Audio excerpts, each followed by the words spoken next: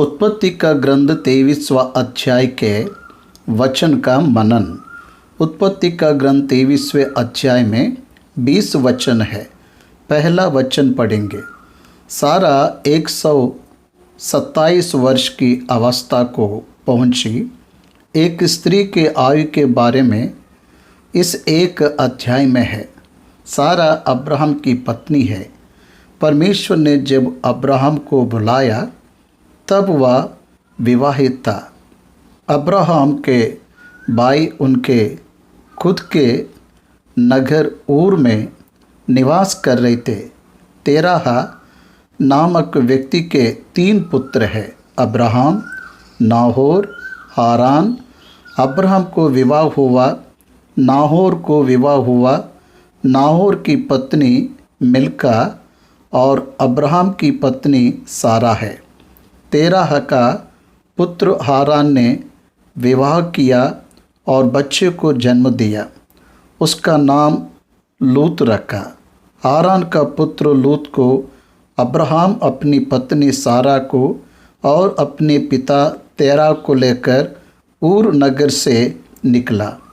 ये सब इतिहास हमें उत्पत्ति के ग्रंथ 11वां अध्याय के अंत में दिखाई देता। तेरह हारान में मर गया। उसके बाद अब्राहम हारान से कनान आया। तब वह 75 वर्ष का था। अब्राहम और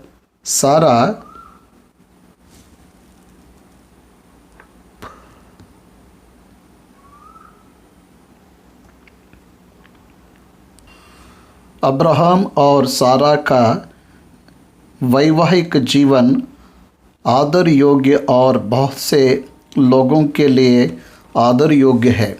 इब्रानियों की पत्री 11वें अध्याय में विश्वासी योद्धा के बारे में बताते समय ये पत्नी और पति के बारे में अच्छे से लिखा गया। सारा अपने स्वामी का सम्मान करते हुए दिखाई दी। पति को स्वामी कहने के द्वारा वह उसको सम्मान दी। उन दोनों के वैवाहिक जीवन में परमेश्वर की प्रतिज्ञा पूरी होने के लिए एक अद्भुत समय लगा। अब्राहम 100 वर्ष में, सारा 90 वर्ष में गर्भधारण कर इसहाक को जन्म दिया। इसहाक नाम का मतलब हंसी है। सारा माँ बन जाएगी क्या? अब्राहम पिता बन पाएगा क्या? ऐसे उसकी हंसी को परमेश्वर ने देखा। इस बात का उत्पत्ति ग्रंथ 18वां अध्याय गवाही दे रहा है। भाइयों और बहनों, जब अब्राहम से इसहाक की बलि मांगा गया तब अब्राहम बेरशबा में था। बेरशबा में रहने वाला उसका परिवार अब्राहम अपने पुत्र इसहाक को लेकर मोरे पर्वत के पास सारा को बताए बिना जाने के कारण वो बीमार हुई, ऐसे बाइबल के पंडित सोचते हैं। उस कारण से ही इसहाक के जगह पर बलि देकर जब इसहाक को लेकर बेरशबा आए तब सारा बीमार होने के कारण उसे किर्यातअर्बा में आया गया। किर्यातअर्बा हेब्रोन यरूशलेम से 32 किलोमीटर की दूरी पर समुद्र तट की ऊंचाई पर हेब्रोन है। इस तरह से ऑक्सीजन लेवल वहाँ ज़्यादा रहता है। नेचुरल और अच्छी हवा के लिए बीमार सारा को अब्राहम ने भेजा। किर्यातअर्बा में उसने आखिरी दिनों को बिताया। वह अपने 127वें वर्ष में मर गई। उत्पत्ति का ग्रंथ 23वां अध्याय 2 वचन। तब वह किर्यातअर्बा में मर गई या कनान देश में है और हेब्रोन भी कहलाता है। इसलिए अब्राहम सारा के लिए रोने पीटने को वहाँ गया। सारा की मृत्यु अब्राहम को पीड़ा में डाली। ये वचन हमें बताता है। उसके लिए रोने पीटने के लिए वो बेरशबा से आया। सारा की मृत्यु होने के बाद अब्राहम उसे गाड़ने के लिए किरतरबा हेब्रोन में यानी ममरे के सामने रहने वाले उस देश में एक स्मशान की भूमि में उसे रखना चाहा। इसलिए तीसरे वचन में वो तब अब्राहम शव के पास से उठकर हित्तियों से, चौथे वचन में, मैं तुम्हारे बीच अतिथि और परदेशी हूँ, मुझे अपने मध्य में कब्रस्तान के लिए ऐसी भूमि दो जो मेरी निज की हो जाए, कि मैं अपने मुतक को गाड़कर अपनी आँखों की ओट करूं। ऐसा कहा। हेब्रोन कनान की ही भाग है। परमेश्वर अब्राम से कनान की प्रतिज्ञा किया, फिर भी वह वही की कब्रस्तान को खरीदना चाहा। उसके लिए दी जाने वाली निज भूमि है, फिर खरीदने की जरूरत क्या है, ऐसा उसने नहीं सोचा। वह अब तक उसके वश में नहीं आया था, इसलिए वह खरीदना चाहा।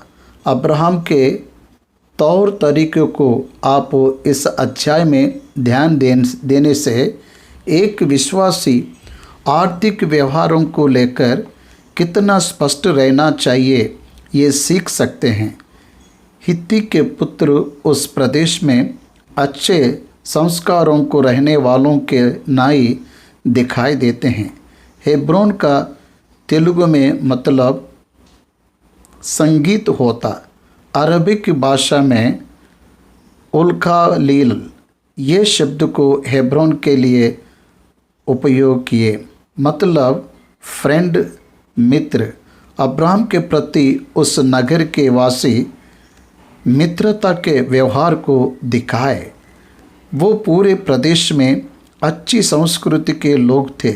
वहाँ के लोग अच्छे हैं ऐसे दिख रहे हैं। वे अन्यजाति होने पर भी वे भले मन के लग रहे हैं, मानवता को रहने वाले लग रहे हैं। मैं आपके सामने परदेशी और अतिथि हूँ। परदेशी और अतिथि हूँ। वास्तव में अब्राहम बेरशबा में निवास कर रहा था। वह हेब्रोन का वासी नहीं है, उस देश से संबंधित भी नहीं है। इसलिए वह अपनी स्थिति को उनके सामने बताते वक्त वे उसके प्रति तू परदेश है, पाहुनी है, ऐसा व्यवहार ना करते हुए उसको गौरव देने की अच्छी संस्कृति को रखे। मैं तुम्हारे बीच अतिथि और परदेशी हूँ। मैं अपनी पत्नी के मुर्दे को गाड़ सकूं। अपने मध्य में कब्रस्तान के लिए ऐसी भूमि दो जो मेरी निज की हो जाए, कहा। वह प्रदेश में उसके परिवार के लिए कब्रस्तान खरीदने का कारण है। कनान परमेश्वर की प्रतिज्ञा का स्थान है। अब्राहम का विश्वास पुनरुत्थान है। प्रतिज्ञा के भूमि में गाड़े जाने के कारण पुनरुत्थान में वे भागीदार होंगे, ऐसा अटल विश्वास अब्राहम को था। उसके तरह अब्राहम का पोता याकूब भी मुझे मिस्र में मत गाड़ना, कनान में गाड़ना कहा। इस तरह उसे भी वहाँ गाड़ा गया। याकूब का पुत्र यूसुफ भी मेरे गाड़े जाने के बाद मेरे हड्डियों को ले जाना। जब वह पुनः कनान में तुम्हें ले जाए तो वहाँ ही मेरे हड्डियों को गाड़ना कहा। मेरे हड्डियों को वहाँ गाड़ो, ऐसा विनती किया। इस तरह वे प्रतिज्ञा के भूमि में गाड़े जाने पर फिर पुनरुत्थान में जी उठेंगे, ऐसे विश्वास को रखे। 5वां वचन हित्ती के पुत्र अब्राहम को सम्मान देते हुए दिखाई दे रहे हैं। हे हमारे प्रभु हमारी सुन, तू तो हमारे बीच में है, बड़ा प्रधान है। देखिए, मैं परदेशी और अतिथि हूँ, ऐसा अब्राम बता रहा है। तो उससे हित्ती के पुत्र कह रहे, हमारे बीच में तू बड़ा प्रधान है। ऐसा कहते हुए वे लोग संपूर्ण गौरव उसे दे रहे हैं। ये कितनी अच्छी संस्कृति है। एक में को गौरव देने से शांति ही मिलती, लेकिन एक दूसरे से बैर रखने की परिस्थिति, एक दूसरे को धोखा देने की परिस्थिति नहीं आती। देखिए, तू तो हमारे बीच में बड़ा प्रधान है। सो हमारी कब्रों में से जिसको तो चाहे मुफ्त में उसमें अपने मुर्दे गाड़। हम में से कोई तुझे अपनी कब्र लेने से ना रोकेगा, और श्रेष्ठ कब्र को तू ले ले, कह रहे हैं। दे ऑफर्ड द बेस्ट, वे श्रेष्ठ कब्र को देने को इच्छुक रह रहे हैं। ये उनकी संस्कृति। बहुत से लोग अयोग्य वस्तु को देते हैं, लेकिन यहाँ पर वैसे नहीं है। जो श्रेष्ठ है उसे मुफ्त में देने के लिए, वो भी परदेश को मुफ्त में देने के लिए हित का एक पुत्र नहीं, सभी पुत्रों ने देना चाहा। ऐसा वचन हमें स्मरण करता है। ये हित्तियों के रूप में बताए गए ये अन्य जाति के लोग हैं, परमेश्वर को नहीं जानते, फिर भी कितने अच्छे जीवन को रखे। हमें समझ आ रहा है क्या? कितने अच्छे मन को वे उसके लिए रखे हैं। हम में से तुझे जगह ना दे ऐसा कोई नहीं है। तुझे श्रेष्ठ कब्र देने के लिए हम सब भी तैयार हैं। देख रहे हो कितनी अच्छी सोच है। तब अब्राहम अगर सामान्य रूप से कोई रहता था तो खुश होकर अपना लेता था, लेकिन अब्राहम उठकर उनको प्रणाम किया, उनके भले मन के सामने दंडवत किया, उनके अच्छाई के सामने दंडवत किया। कुछ समय में बहुत अच्छे लोगों को भला करते हुए देख व्हाट्सअप कहते हैं, दंडवत करते हैं। अब्राहम भी दंडवत किया। उचित रूप से लेने के उद्देश्य से दंडवत नहीं किया। मोल लेने वाले उद्देश्य में रहकर भी सामने रहने वाले व्यक्तियों को गौरव दिया और सम्मान दिया। 8वां वचन, यदि तुम्हारी यह इच्छा हो कि मैं अपने मुर्दी पत्नी को गाड़ के अपने आंखों की ओर करूं, तो मेरी प्रार्थना है। अपनी आंखों की ओट करूं तो मेरी प्रार्थना है। हर कोई श्रेष्ठ देने के लिए तैयार है, लेकिन थोड़ी दया करके मेरी बात को भी सुनिए। 9वां वचन की, सोहार के पुत्र एप्रोन से मेरे लिए विनती करो कि वह अपनी मकपेला वाली गुफा जो उसकी भूमि की सीमा पर है उसका पूरा दाम लेकर मुझे दे दे, कि वह तुम्हारे बीच कब्रस्तान के लिए मेरी निज भूमि हो जाए। 2 बातों को बताऊंगा, सुनिए। अब्राहम मेरे पक्ष में उससे विनती करते हुए मध्यवर्ती का आह्वान कर रहे हैं। अच्छे मध्यवर्ती का रहना हमेशा भला है। मुख्य रूप से आर्थिक विषयों में अच्छा मध्यवर्ती रहना चाहिए। हित्ती के पुत्र के मध्य में एप्रोन बैठकर सुन रहा है, फिर भी उससे अब्राहम स्वयं बात नहीं कर रहा है। दूसरे मतलब बड़े लोगों से बात करते हुए आप मेरे पक्ष में बात विनती करो नहीं कह रहा है, मेरे लिए विनती करो ये कह रहा है। रिक्वेस्ट करने के लिए वह कह रहा है। हाँ, जब विनती करने के व्यवहार में हम रहते हैं तब वह व्यवहार सफल होता है। दीनता को रखने वाला हर एक व्यक्ति अपने व्यवहार को अच्छा रखता, ये अब्राहम यहाँ दिखा रहा है। दूसरा, पूरा दाम लेकर मुझे देना चाहिए। साधारण रूप से कोई भी कंसेशन मांगते हैं, कम करना चाहते हैं, लेकिन यहाँ अब्राहम कंसेशन नहीं मांग रहा है, पूरा दाम दूंगा कह रहा है। इसमें हम अब्राहम को आर्थिक रूप से किस तरह का व्यवहार रखा देख सकते हैं। कभी भी मसीह कीमती वस्तु को कम दाम में खरीदने की आशा को नहीं रखता, पूरा दाम देने की आशा को रखता। वही करा व्यक्ति है। अब्राहम से उस देश के लोगों ने मुफ्त में कोई भी भूमि को देने के लिए कहा, लेकिन अब्राहम पूरा मोल देकर खरीदा। अब्राहम मुफ्त में लेना पसंद नहीं किया।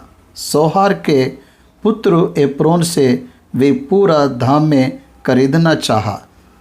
10वां वचन, एप्रोन तो हित्तियों के बीच वहाँ बैठा हुआ था, सो जितने हित्ती उसके नगर के फाटक से होकर भीतर जाते थे, उन सबों के सामने उसने अब्राहम को उत्तर दिया। अब्राहम जब पूरा दाम देकर खरीदना चाहा, तब एप्रोन उसका प्रत्युत्तर कितने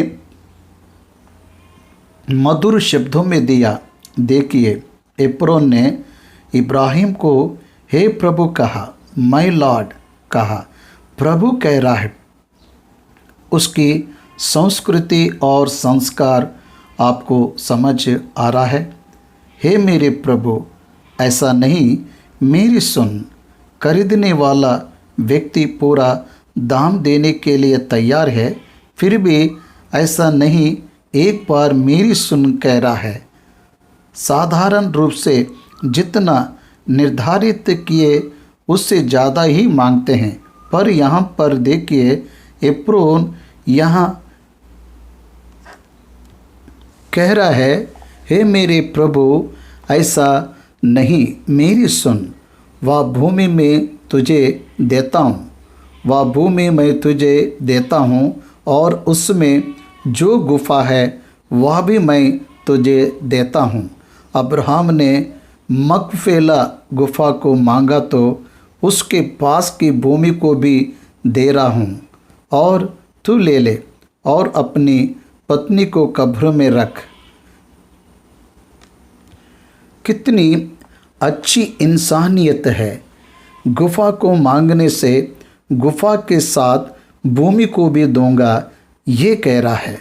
मुफ्त में तेरी पत्नी मर गई, रख ले कह रहा है।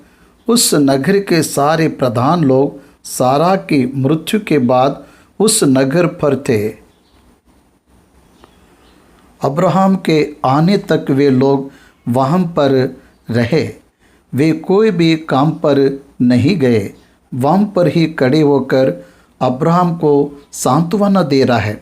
आज हमारी संस्कृति कैसी है, कितनी बिगड़ गई है।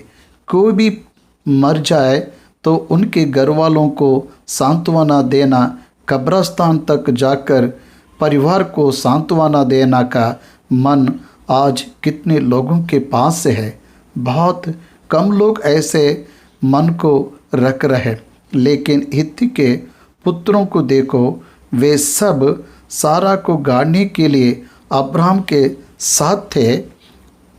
यहाँ एब्रोन के वासी सहायता के लिए आगे बढ़ते हुए दिख रहे हैं। तब अब्राहम मुफ्त में दे रहे ये सोचकर खुश नहीं हुआ। तब इब्राहिम दूसरी बार उसके सामने दंडवत किया और कह रहा है, तब इब्राहिम ने उसे उस देश के निवासियों के सामने दंडवत की है। हे मेरे प्रभु, मेरी बात सुन। आप ध्यान दिए होंगे तो मेरी बात सुन, मेरी बात सुन। ये बात इस अध्याय में देखने को मिला। अब्राहम ने हित्ती के पुत्रों से मेरी बात उसे बताओ कह रहा है। एप्रोन अब्राहम से मेरी बात सुन कह रहा है। अब्राहम मेरी सुन कह रहा है, मुफ्त में ले ले ये मेरी गुफा, मेरी भूमि को कह रहा तो स्मूथली मना कर रहे हैं, ठीक है। लेकिन कह रहा है, देखिए नो भी कितने अच्छे तरह से कह रहा है, दुखी ना करते हुए कह रहा है, सामने के व्यक्ति का दिल ना दुखाते हुए अब्राहम बात कर रहा है।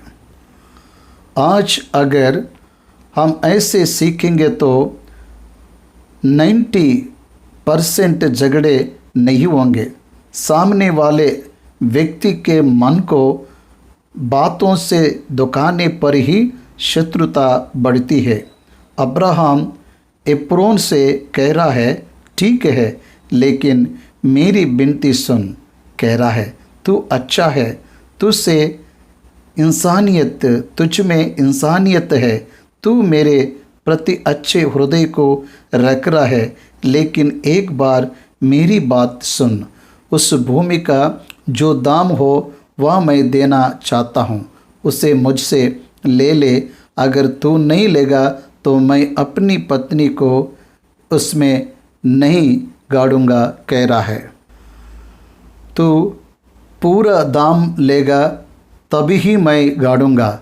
इस तरह अब्राहम पूरा दाम देना चाह रहा है, कंसेशन नहीं मांग रहा है, मुफ्त में देने से भी नहीं ले रहा है। तब एप्रोन कह रहा है, हे मेरे प्रभु, मेरी बात सुन। एक भूमि का दाम तो 400 शेकेल रुपया है, पर मेरे और तेरे बीच में यह क्या है? अपने मुर्दे को कब्र में रख, बड़ा धन क्यों ना हो। ट्रांसैक्शन इज़ द ट्रांसैक्शन है, उचित में नहीं मिलता। धन के प्रति ये श्रद्धा रहना चाहिए, आर्थिक व्यवहारों के प्रति अच्छी श्रद्धा रहना चाहिए। तब अब्राहम ने एप्रोन की मानकर उसको उतना रुपया तैल दिया जितना उसने हित्तियों के सुनते हुए कहा था, अर्थात 400 ऐसे शेकेल जो व्यापारों में चलते थे। छोटा धन होने पर भी अच्छा व्यवहार को दिखाए। ऐसा व्यवहार को हर कोई रखने से सिविल में झगड़े नहीं होंगे। भाइयों और बहनों, इस तरह की सावधानी अब्राहम ने लिया। सो एप्रोन की भूमि जो मम्रे के सम्मुख की मकफेला में थी, वह गुफा समेत और उन सब वृक्ष समेत भी जो उसमें और उसके चारों ओर सीमा पर थे, जितने हित्ती उसके नगर के फाटक से होकर भीतर जाते थे, उन सबों के सामने इब्राहिम के अधिकार में पक्की रीति से आ गई। ट्रांसफ़र ऑफ राइट्स आने के बाद वे लोग स्थान में पहुँचे, तब तक कहीं नहीं गए थे। एप्रोन की भूमि का दाम देकर डॉक्यूमेंट्स बनाने के बाद, रजिस्ट्रेशन होने के बाद ही उसमें कदम रखे। पूरा दाम देने के बाद ही उसके वश में ले लिया। उस दिन से उस भूमि के फल, पेड़ अब्राहम के हो गए हैं। आप ध्यान दीजिए, जब अब्राहम 175 वर्ष में मर गया तब इस संपत्ति के अलावा कोई भी संपत्ति को अपने पास नहीं रखा। वह उसके मोल लिए गए कब्र में सारा को और खुद को गाड़ना चाहा, लेकिन उचित रीति से कोई मेरी जिम्मेदारी उठाए ऐसा अब्राहम ने नहीं सोचा। उसकी पत्नी के प्रति उसके कर्तव्य को पूरा करने के लिए वह आगे बढ़ रहा है। मुझे और आपको भी हमारे कर्तव्यों को पूरा करना चाहिए, ऐसा मैं विनती करता हूँ। और वह भूमि गुफा समेत जो उसमें थी हित्तियों की ओर से कब्रिस्तान के लिए इब्रान के अधिकार में, अब्राहम के अधिकार में पक्की रीति से आ गई। आज भी बहुत से देश के लोग यहाँ पर अब्राहम, सारा, इसहाक, रिबका, याकूब, लिया के कब्र देखने को आते हैं। ये कब्र हमारे सामने दिखते हुए सजीव गवाह के तरह रहकर तब के लोगों के करे चाल चलन को हमें बता रहा है। इस पाठ से हम ये सीख सकते हैं कि आर्थिक रूप से कैसे व्यवहार को रखना चाहिए। मुफ्त में ना लेते हुए पूरा दाम देकर हमारे जीवन का निर्वाह करना चाहिए, ऐसे हम सीखना है। और इससे यही हम लोग सीखते हैं। जब वह भूमि पूरी तरह इब्राहिम की हुई तब ही सारा को वहाँ गाड़ा। इसके साथ 23वां समाप्त होता है। पवित्र आत्मा परमेश्वर बड़े बड़े बातों को समझाने के लिए बहुत से अध्यायों को सामने रख रहा है। उसमें सारा की मृत्यु भी एक भाग है। सारा की मृत्यु परिवार के लोगों के द्वारा लिए जाने वाले श्रद्धा के बारे में हमें सिखाता है। आज बहुत सी बातें गंभीर दिखाई देते हैं। माँ बाप के मौत पर बच्चे नहीं जा रहा है, पत्नी की मौत पर पति नहीं जा रहा है, पति के मृत्यु पर पत्नी नहीं जा रहे। ऐसी स्थिति में हम आज जी रहे हैं। ऐसी परिस्थिति आ गया है। इस तरह परिवार में एक व्यक्ति दूसरे व्यक्ति के प्रति जिम्मेदारी को रखना चाहिए। इतना ही नहीं, वहाँ उस स्थान को पुनरुत्थान के लिए मोल लिया, ऐसा हमें समझ आ रहा है। It's a permanent document. निज भूमि हो गई, इसमें ही वे लोग गाड़े गए हैं। वो किसी और का नहीं हो सकता। ये परमानेंटली उनका हो गया। पुनरुत्थान में प्रभु के साथ रहेंगे। ये विश्वास से वे लोग वहाँ गाड़े गए हैं।